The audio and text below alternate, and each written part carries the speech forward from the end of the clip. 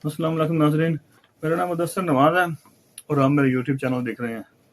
नाज़रीन, आज हम बात करेंगे पाकिस्तान के बाहर कुछ ऐसे वाक़यात हुए हैं, कुछ ऐसे मामलात हुए हैं जिनका बराह रास्त तो पाकिस्तान के साथ कोई ताल्लुक नहीं है, लेकिन फिर भी उसमें सबक बहुत ज़्यादा है।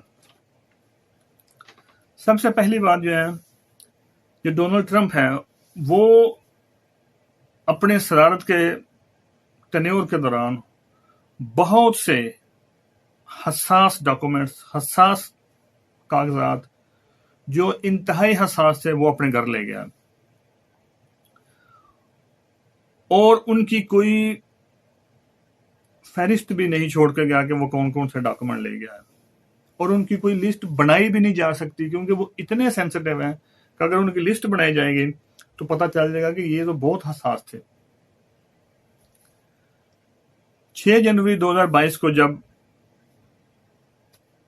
स्टेट डिपार्टमेंट को पता चला कि बहुत से डॉक्यूमेंट मिसिंग हैं, गुम हो गए हैं, तो उन्होंने जब पता किया, तहकीक तफ्तीश की, तो मालूम हुआ कि ये डॉक्यूमेंट ट्रंप अपने साथ अपने घर ले गया है, जिसका नाम मार लागो है।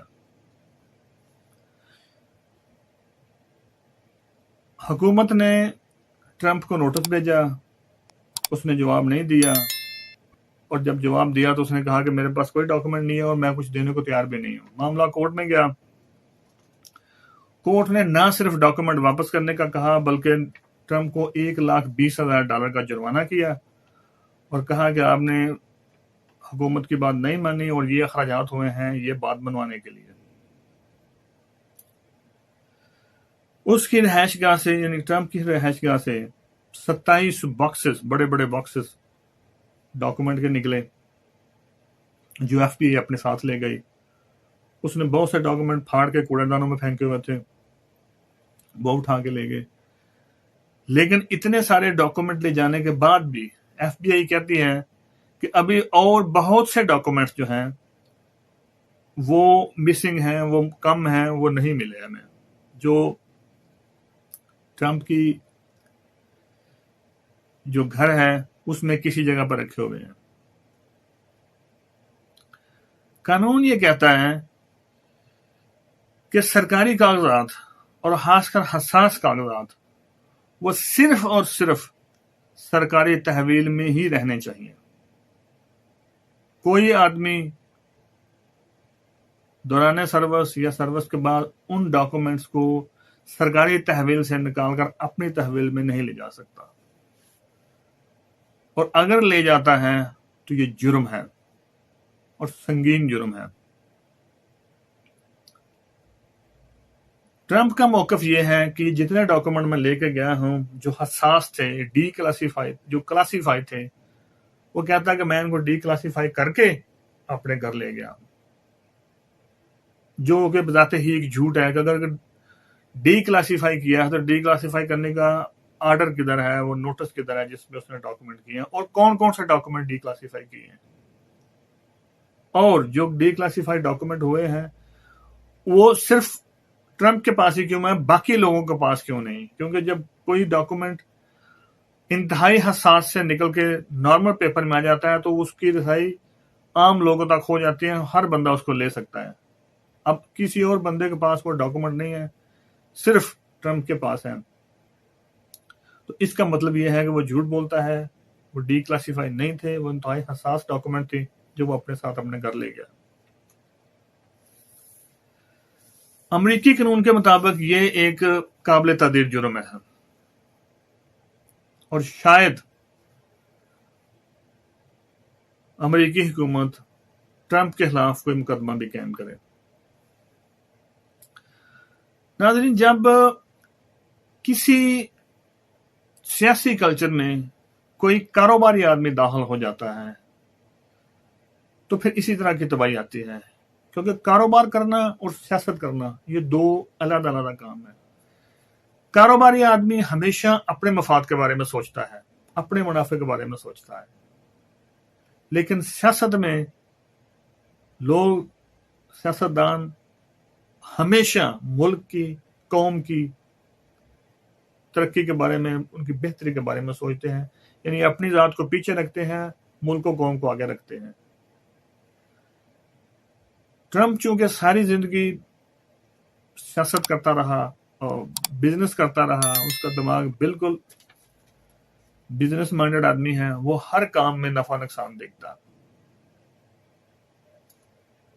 اس لیے اس نے وہی کام کیے جو اس کے نفع میں تھے۔ اس کے اس کام سے اگر ملک کو کوئی نقصان ہوتا ہے تو ہو جائے، اس سے اس کو نہیں ہے۔ لیکن ان ساری باتوں کے باوجود ایک بات جو مجھے اس سے نظر آئی ہے وہ یہ ہے کہ کوئی شخص چاہے کتنا ہی بڑا کیوں نہ ہو جائے، وہ قانون کی پہنچ سے اور قانون کی بالادستی سے باہر نہیں ہے، اس کو ہونا بھی نہیں چاہیے۔ اور شاید یہی وجہ ہے کہ ترقی یافتہ قومیں جو ہیں وہ آج تک مضبوط ہیں، مستحکم ہیں، عزت کی نگاہ سے دیکھی جاتی ہیں کہ ان میں جو رول آف لا ہے، جو قانون کی بالادستی ہے، وہ قائم رہتی ہے۔ دوسری خبر جو ہے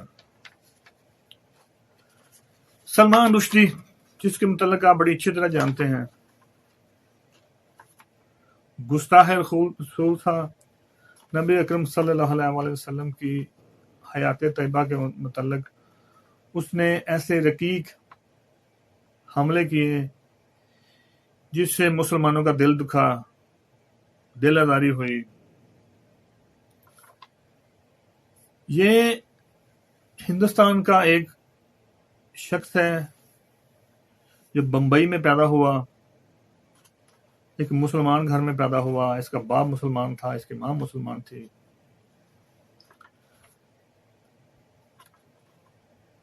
1942 میں پیدا ہوا، انگلستان آ گیا، یہاں سے تعلیم حاصل کی، کتابیں لکھنا شروع کی، لیکن اس کے گھر میں اسلام عملی طور پر نہیں تھا، صرف یہ نام کے مسلمان تھے۔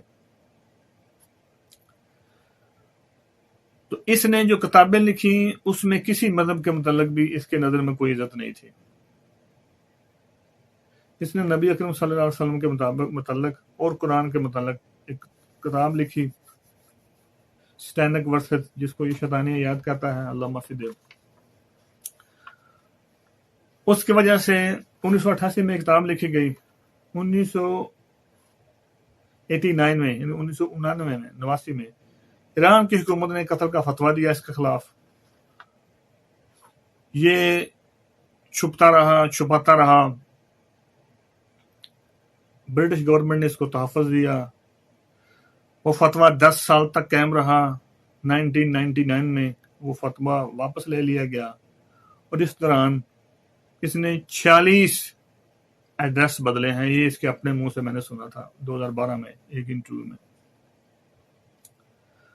بعد میں یہ امریکہ چلا گیا، امریکہ میں رہا، باقی ناول اس نے وہیں لکھے، وہاں سے شادیاں بھی کی، لیکن یہ پھر بھی چھپاتا ہی رہا۔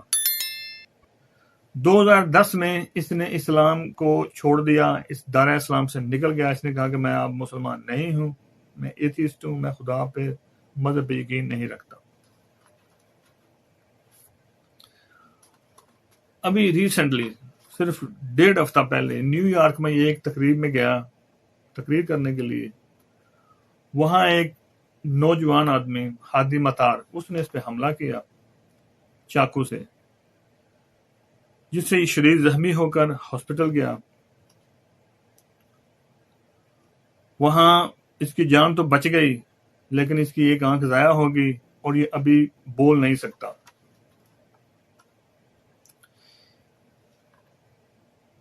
ناظرین، اس واقعے سے جو ایک بات میں نے اخذ کی ہے کہ بندہ کتنے بھی گارڈز رکھ لے، کتنے بھی سپاہی رکھ لے، کتنی جگہ بھی چھپ جائے، وہ اللہ تعالیٰ کی دسترس سے باہر نہیں جا سکتا، وہ اللہ تعالیٰ کی پکڑ سے نہیں بچ سکتا۔